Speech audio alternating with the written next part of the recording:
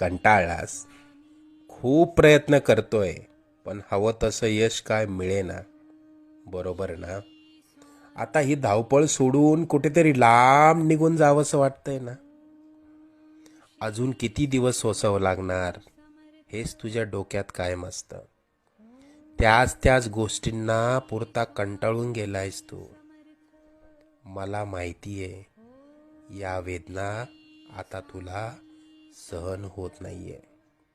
यापुढे अशी समस्या तुला सतावणार नाही. तू आजपर्यंत भरपूर दुःख सहन केलंस. तुझी वाईट वेळ संपून जाईल. त्यानंतर येतील सुखाचे सोन्यासारखे दिवस. बाळा, तू प्रयत्न करत राहा. जिथे तू थांबशील तिथून पुढे तू हाती घेतलेले कार्य आम्ही पूर्णत्वास नेऊ.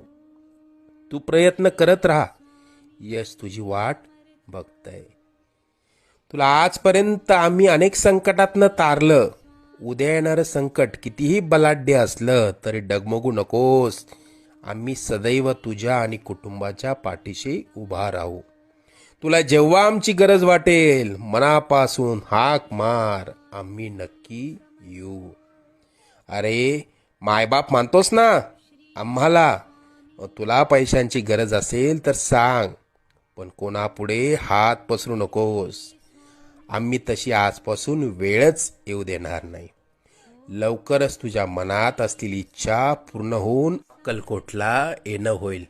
येशील ना मग पेढे घेऊन अक्कलकोटला? सगळं मनासारखं होईल. निश्चिंत राहा. सेवा करा, सेवेकरी व्हा.